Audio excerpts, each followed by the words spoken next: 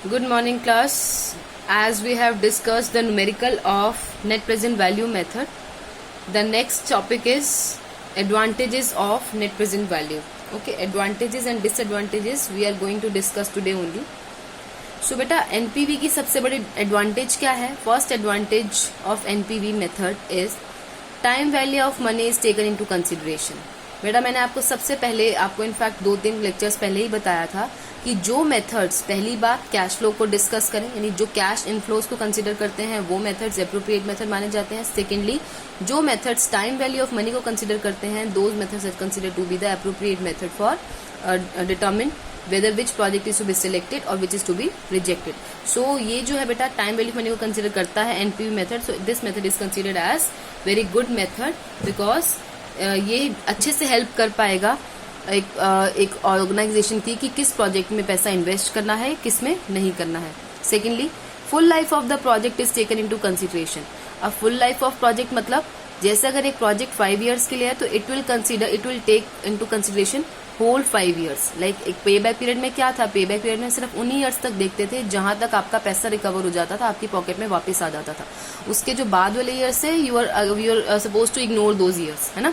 तो बट इसके अंदर क्या है, नेट प्रेजेंट वैल्यू जो है ये मेथड है जिसके अंदर सारे के सारे ईयर्स, यानी कि जब तक आपका प्रोजेक्ट चलेगा तब तक आपको उनको कंसिडरेशन में रखना है, सब ईयर्स को. ठीक है.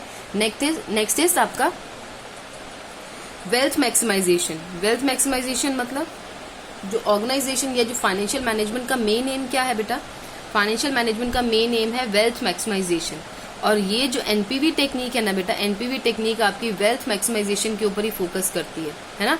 अगर आप वेल्थ मैक्सिमाइजेशन का टॉपिक उठाकर देखें चैप्टर नंबर 1 में जो हमने ऑब्जेक्टिव्स पढ़े थे, ऑब्जेक्टिव्स ऑफ फाइनेंशियल मैनेजमेंट, उसमें सेकेंड ऑब्जेक्टिव जो था आपका वो था आपका वेल्थ मैक्सिमाइजेशन. तो वेल्थ मैक्सिमाइजेशन में ना बुक में बेटा एनपीवी का कॉन्सेप्ट एक्सप्लेन किया गया, जो मैंने आपको बोला भी था कि मैं आपको तब बताऊंगी जब मैं एनपीवी का कॉन्सेप्ट आपको बताऊंगी. तो अब आपको मैंने एनपीवी बता दिया, अब आप फिर से वेल्थ मैक्सिमाइजेशन पढ़ के देखना, then it will be able to understand कि इसके अंदर अब क्या हमने एनपीवी को कंसीडर क्यों किया था बेसिकली. ठीक है, क्योंकि एनपीवी बेसिकली किस लिए है बेटा, एनपीवी क्या करता है, NPV present value of cash inflows minus present value of cash outflows है आपका. ठीक है, तो जिसका एनपीवी हाईएस्ट होगा वही प्रोजेक्ट मुझे सिलेक्ट करना है. तो ये ऑर्गेनाइजेशन की वेल्थ को मैक्सिमाइज ही तो करेगा, इसीलिए हमने एनपीवी को वहां पे कंसीडर करके दिखाया था. ओके, तो ये तीन जो है इसकी मेन एडवांटेजेस हैं. नाउ कमिंग टू डिसएडवांटेजेस और limitations of NPV method. First, difficult to understand and implement. अब प्रॉब्लम क्या है, ये जो मेथड है बेटा, it is difficult as compare to pay back and ARR method. ARR method के अंदर बेटा आपको क्या चाहिए होता था, ARR मेथड के अंदर सिंपल आपको प्रॉफिट आफ्टर टैक्सेस चाहिए होते थे. नेट प्रेजेंट वैल्यू थोड़ा सा डिफिकल्ट क्यों है, सबसे पहले इसमें आपको पे बैक पीरियड भी थोड़ा सिंपल था. इससे ये वाला मेथड इतना डिफिकल्ट क्यों माना गया है, इसीलिए माना गया है क्योंकि इसके अंदर जो हमारी डिस्काउंट रेट होती है ना बेटा, जो नेक्स्ट पार्ट में भी आपका वही आ रहा है इनफैक्ट, डिस्काउंट रेट है, कैश इनफ्लोज है, वो सब आप कैसे डिटर्मिन करोगे. कैश इनफ्लोज एक्सपेक्ट करना फ्यूचर के लिए is very difficult task. Secondly, जो आपकी रिक्वायर्ड रेट ऑफ रिटर्न है, जो आपकी डिस्काउंट रेट थी, जिस रेट से पैसे की वैल्यू खत्म हो रही है, how would you determine that rate, और उस रेट को कैलकुलेट करना. सपोज वो तो आपको टेबल्स दे रखी हैं, तो टेबल्स की हेल्प से आप कैलकुलेट कर सकते हो, बट अगर आपके पास टेबल नहीं हो तो आप कैसे कैलकुलेट करोगे उसको. So it will be a difficult task and implementation is also very difficult in that case. Next is difficulty in fixing the required rate of return. Difficulty in fixing the required rate of return means यही जो discount rate की बात करें, ये जो cost of capital जिसका दूसरा नाम है कॉस्ट ऑफ कैपिटल, और डिस्काउंट रेट जो हमें पिछले क्वेश्चंस में जो हमने एनपीवी के क्वेश्चन सॉल्व किए थे, इट वाज गिवन एज 10%, जो मैंने आपको दिखाई थी टेबल में कैसे वैल्यूज देखते हैं. ठीक है बेटा, तो इसको डिटर्मिन करना कई बार बहुत डिफिकल्ट हो जाता है कि आपको क्या पता कि किस रेट से पैसे की वैल्यू एक्चुअल में प्रैक्टिकली खत्म हो रही है ना. ये तो आपको बुक में दिया हुआ था, आपने क्वेश्चन सॉल्व कर लिया, बट आपको क्या पता चलेगा कि प्रैक्टिकली एक्चुअल में पैसे की वैल्यू किस रेट से खत्म हो रही है. Okay, point number 3, in case of 2 projects with unequal initial investment this method में नॉट गिव सेटिस्फैक्टरी रिजल्ट. बेटा इसका एक ड्रॉबैक ये है एनपीवी मेथड का, जब भी हमारे पास इनिशियल इन्वेस्टमेंट जो है 2 प्रोजेक्ट्स की सेम होती है ना, तब तक ये एनपीवी मेथड इज गुड. ठीक है, आप इसको अप्लाई कर सकते हो. बट जब भी ऐसा हो कि आपको ये ना पता चल रहा हो कि इनिशियल, सपोज ये आपको ये ना पता हो, सॉरी ये इनफैक्ट आप ये हो कि आपके 2 प्रोजेक्ट्स की जो इनिशियल इन्वेस्टमेंट है, जो कैश आउटफ्लो है आपका, वो दोनों का अलग अलग हो. अगर सेम है तो then okay, NPV method will go. But अगर आपका एनपीवी मेथड आपका कब अप्लाई नहीं होगा, जब आपके दो प्रोजेक्ट्स की जो आपकी इनिशियल इन्वेस्टमेंट है that is different in both cases. Project A की अलग है, प्रोजेक्ट बी की अलग है, ठीक है। तो देखो जैसे इसमें क्या है बेटा, एक एग्जाम्पल दिया हुआ, प्रोजेक्ट ए, प्रोजेक्ट बी।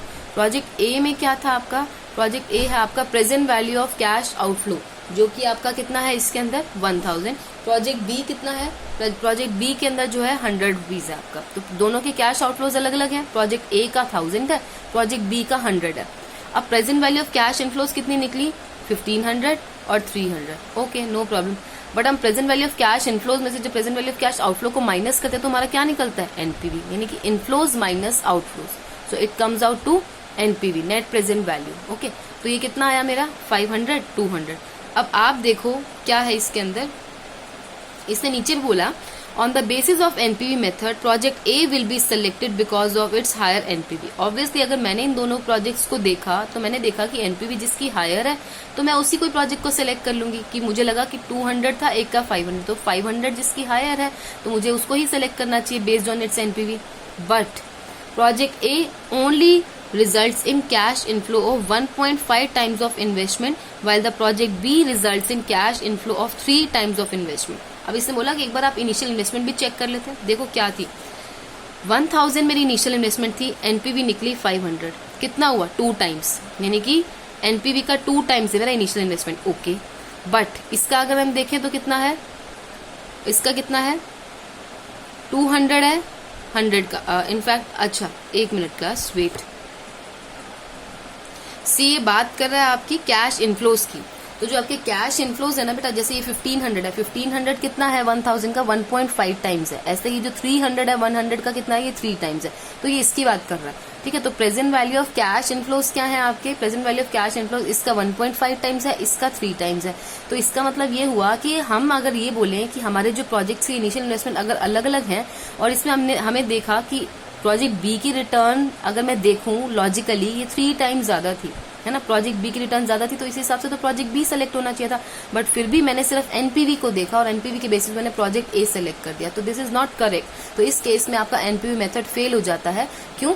क्योंकि इस समय पे आपकी इनिशियल इन्वेस्टमेंट्स दोनों की अलग अलग थी। तो आप इस तरीके से इसमें लिख सकते हैं, when the initial investments of 2 projects are different NPV method will not work, because if we see in this example present value of cash inflows जो देख रहे हैं हम, प्रोजेक्ट ए का इज 1.5 टाइम्स हायर, मतलब जो आपकी रिटर्न है 1.5 टाइम्स हायर है, और प्रोजेक्ट बी की 3 टाइम्स हायर है। तो इसका मतलब क्या हुआ कि जो एनपीवी है जरूरी नहीं है कि हमेशा आपका सही रिजल्ट दे। हम present value of cash inflows को देख के भी देख सकते हैं कि इसके अंदर हमारी रिटर्न बी प्रोजेक्ट के अंदर ज्यादा थी रादर देन ए।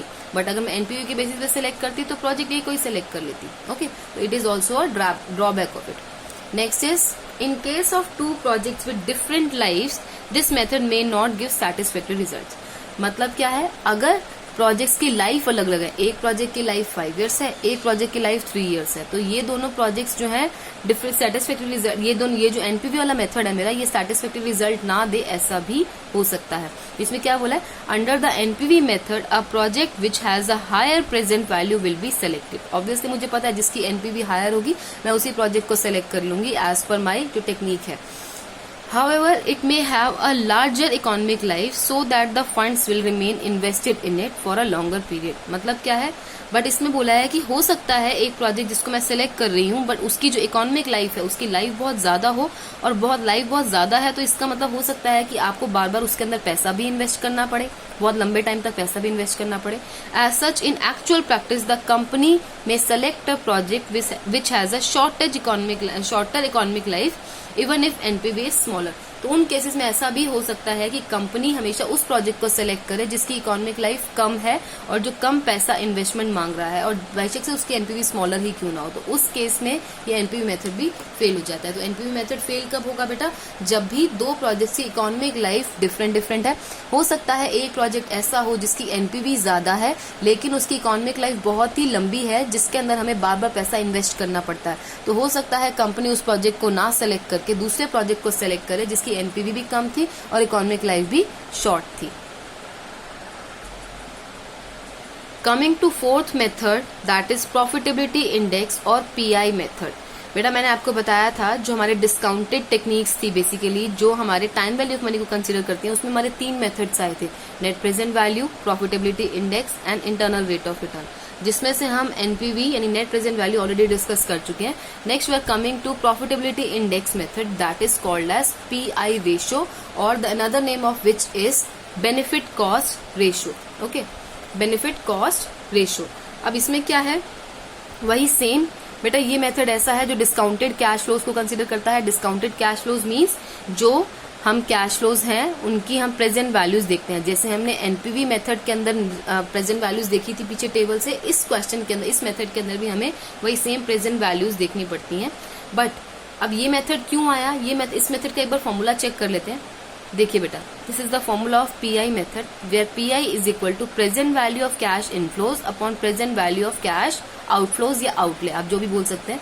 जैसे एनपीवी का फॉर्मूला था ना, present value of cash inflows minus present value of cash outflows, PI का क्या फॉर्मूला है, profitability index is equal to present value of cash inflows divided by present value of cash outflows. इसका मतलब क्या हुआ, सिर्फ आपको इसके अंदर डिवाइड करना है, इसके अंदर आपने माइनस नहीं करना है। जबकि एनपीवी के अंदर आप उसको माइनस करते थे, इसको हमने सिर्फ डिवाइड करना है। इनफ्लोज को ऊपर रखना है, present value of cash inflows को, और present value of cash outflows को हमने नीचे रखना है।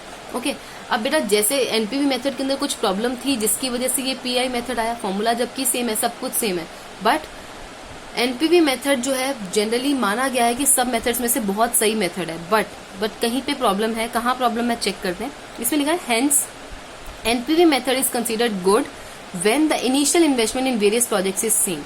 एनपीवी मेथड हमेशा तभी अप्रोप्रिएट माना गया है जब 2 प्रोजेक्ट्स की या 4 प्रोजेक्ट्स जितने भी आपको क्वेश्चन में गिवन है, initial investment for every project is same, तब एनपीवी मेथड अप्लाई करना अप्रोप्रिएट है, तब कोई प्रॉब्लम नहीं है, एनपीवी बिल्कुल सही रिजल्ट्स आपको दे देगा। बट पीआई मेथड आप कब अप्लाई करते हो, PI method is adopted when the initial cost of different projects are different.